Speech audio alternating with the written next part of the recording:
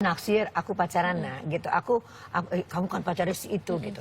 Masalahnya begini ya, kata pacaran udah masuk ke telinga anak gitu. Itu mungkin dari dalam kandungan, karena kita orang dewasa membicarakan itu. Itu yang kita lupa ya. Jatuh cinta, pacaran, yang kayak gitu. Nah, ini usianya 12 tahun. Terlalu tua. Maksudnya usia 12 itu udah terlalu tua untuk ukuran sekarang gitu loh. Karena mereka udah acting out pada usia 10.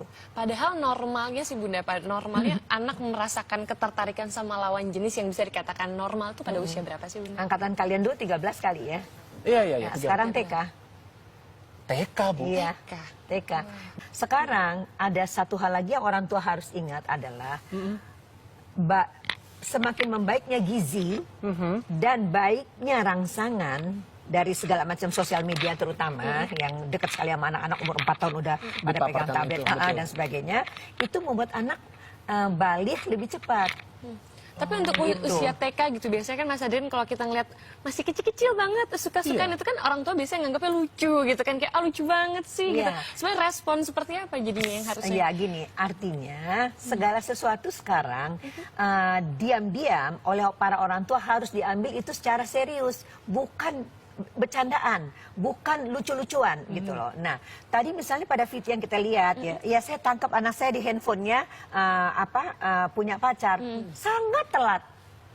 Terus apalagi di situ diberikan penjelasan larangan atau sebagainya, nggak punya bekal sama sekali gitu loh anak-anak itu. Jadi anak-anak sekarang harus sejak awal dibekali dengan pengetahuan mana yang boleh, mana yang tidak boleh, mana yang halal, mana yang haram, apa yang harus dilakukan, dan dengan role play tentang pacaran atau tentang jatuh cinta. Sejak kapan tuh informasi itu harus disampaikan? Iya, pertama sekali sejak anak berusia 2,5 tahun. Hah, dari 2,5 tahun? Iya, bukan karena nanti dia waktu SMP, bukan. sex education itu. Maksudnya gini, jadi banyak sekali orang mengerti bahwa seks itu nanti diomonginnya belakangan, gitu. Enggak, ini bukan bicara tentang seks, kita bicara tentang seksualitas. Jadi seksualitas itu adalah, nih Eli Risman ya Adrian, bagaimana cara saya berpakaian, bagaimana cara bicara, bagaimana saya menunjukkan diri saya, bagaimana saya tertawa, bagaimana saya sedih, bagaimana saya bersikap, bertanya, menjawab gitu. Itu seksualitas. Jadi seksualitas harus dibentuk sejak awal dong. Ya, menyangkut apa? Satu, konsep diri. Jadi bukan hanya seks aja. Makanya anak-anak begitu tadi gampang terpengaruh gitu dan sebagainya. Oleh karena di sini kosong, di sini nggak ada ilmunya gitu. Jadi satu konsep diri, ya. Anak itu merasa tubuhnya, dia tahu nggak dirinya berharga apa enggak, ya. Itu dari kata-kata yang kita keluarkan setiap hari, ya. Kemudian kemampuan berpikir kritis, ya. Mana yang boleh, mana yang enggak, itu harus dari awal. Yang ketiga, sebetulnya dasar dari segala-galanya pengetahuan agama kita masing-masing gitu loh, tentang tubuh, tentang perkembangannya, tentang apa yang boleh disentuh dan tidak boleh disentuh, bagaimana kamu harus berkata-kata gitu. Yang keempat, jangan lupa kita membesarkan anak-anak di era digital, generasi platinum. Nah, contohnya ya, kemarin lah hari AIDS internasional. Nah, maka keluarlah hasil pengumuman dari hasil riset UN. Apa tuh, Hasil riset UN menunjukkan bahwa Jakarta, Bangkok dan Hanoi itu segitiga yang kota-kota yang di mana anak-anak menggunakan sosial media dan gadget untuk pacaran dan mudah melakukan seks sendiri atau bergrup. Itu ada nggak risetnya usia berapa mereka itu? 10 tahun? Iya, 10-14. Pasien-pasien yang sekarang kami hadapi adalah yang pacarannya dini dan pada 12 tahun menawarkan diri lewat gadget itu. Jadi kalau ini orang tua abai menganggap ini sebagai joke, pacaran di dalam kepala mereka sama pacaran ketika dulu kalian muda, kalian salah besar. Mohon maaf, ini fatalistik. Iya, tapi coba, maksudnya yang Ibu bilang ini pacaran, apakah anak hanya sekedar dia bilang halo, suka, halo pada gitu, saya, kita atau ada hal-hal lain yang artinya yang ada hal-hal lain. Yang katakanlah hubungan yang dilakukan orang dewasa? Betul. Itu dilakukan di antara usia 10 sampai 14 tahun? Iya. Tapi Bunda, jadi makanya tidak semudah itu kalau orang tua tetap abai, ya, pemerintah terutama tetap abai karena begini, 60% orang tua Indonesia lulus dan tidak lulus SD.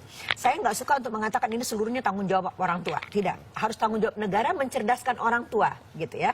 Sebab kalau tidak, gitu, orang tua tidak punya bekal sama sekali untuk bagaimana bicara dengan anaknya tahap bertahap. Apabila pemerintah tidak turun, maka komunitas-komunitas yang seperti sekarang berlangsung di perguruan tinggi disosialisasikan gitu. Sebuah kurikulum ditawarkan sebuah kurikulum yang komprehensif untuk pendidikan seks, tapi itu membuat anak sangat bebas, membuat anak diharapkan melakukan pilihan, padahal anak belum mampu melakukan pilihan, guru sebagai fasilitator. Dan itu sangat mengarah ke lesbian, gay, bisex, transgender. Karena anak itu kan cenderung memiliki sifat resisten gitu. Ketika dikatakan jangan malah dilakukan gitu kan. Apa yang harus dilakukan orang tua ini kalau ketahuan anaknya menutup-nutupi kalau dia punya pacar? Contoh konkretnya gitu Bu, kalau misalnya ada, maksudnya anak kita tiba-tiba jatuh cinta terus bilang ke kita, terus contoh konkretnya kita harus menjelaskannya seperti apa? Pertama sekali kalau misalnya dia mengatakan begitu, kita harus menerima dulu. Oh iya, alhamdulillah ada yang naksir atau kamu naksir gitu dulu, karena nggak semua orang harus rileks banget karena panjang sekali konsekuensinya. Jadi kalau startnya udah kenceng gitu loh, susah gitu nantinya. Jadi berarti sana gue sumpah mati, gue nggak mau ngadu lagi sama lo gitu.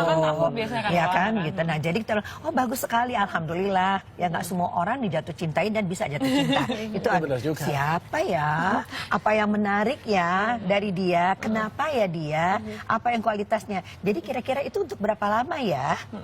Ya terus kemudian apa aja yang boleh dilakukan temen-temenmu pada saat dia pacaran melakukan apa? Kamu tahu nggak itu boleh apa enggak? Gitu. Dari pertanyaan dari apa yang disampaikan anak itu, kita harus bikin list. Gila ya, gue belum ngomong ini, belum ini, belum ini, belum ini gitu. Sebab dari VT yang tadi kita lihat, semuanya bicara tentang bolos, tentang sekolah, tentang akademis. Nah, mengapa anak-anak sekarang mudah sekali melakukan macam-macam hal ya? Itu adalah karena nggak dibekali dari awal. Kalau udah kejadian kayak gini, sangat telat.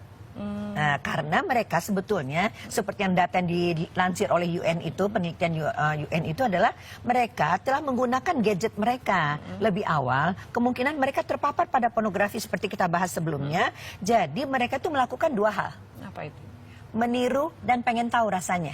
Nah, jadi mereka menggunakan gadget itu seperti yang diberitakan UN, udah diberitakan bahwa Jakarta, Bangkok, Hanoi itu 10-14. Tapi kalau mulai melakukannya. Jadi kalau kita mulai pada saat anak udah baru ngomong sama kita, bayangin telatnya, kecapnya susah mengejarnya ketinggalan itu. Tapi Bu Eli, saya bingung nih, kalau misalnya dia ngomong pacaran, kan kita juga sebenarnya sebagai orang tua belum tahu apa yang dia lakukan saat berpacaran. Betul. Tadi makanya kita tanya, pacaran menurut kamu apa? Apa aja yang boleh dilakukan, apa yang tidak? Teman-temanmu melakukan apa? Gitu. Jadi dari situ nanti kita untuk pertemuan berikutnya kita jadi tahu dan minta. Nah ini yang penting. Buat anak pra-remaja itu orang tua, sekarang pra-remaja 8-9 tahun ya. Oke. Itu harus orang tua harus minta. Jadi karena kamu Sahnas udah mulai besar begini kan ya. Ciri-ciri seks sekunder udah keluar, kita jelasin itu apa. Terus kemudian jadi mama sekarang minta waktu sama Sahnas ya. Dalam 1 minggu itu mama mau ngomong sama Sahnas 30 menit. Mulai 30 menit. Oke, jangan bilang sejam, kelamaan. Dia bilang, ya nyokap gue mau ngomong apa nih. Terus 30 menit. Hari apa ya Nas yang Sahnas mau? Minggu. Oke. Suka, walaupun nanti besoknya berubah, lusanya berubah, akomodir daripada waktu itu hilang. Berarti kita membuat kurikulum, kata kasarnya lah, list mau ngobrolin apa, source-nya dari mana, oke Google, ya enggak, cari materinya dari buku-buku. Pendekatannya harus sekarang ini agama, dasarnya, neuroscience, biologi. Jadi anak nggak bisa pakai agama aja. Karena ini anak-anak modern gitu. Jadi harus, jadi otakmu itu ternyata kalau kamu pacaran mengeluarkan cairan otak ABCDE. Itu membuat kamu teringat-ingat, membuat kamu lengket, membuat nanti kalau diputus jadi susah. Jadi kamu mau kawin sama dia. Enggak. Oke. Tapi tahu nggak kamu apa yang keluar di otakmu?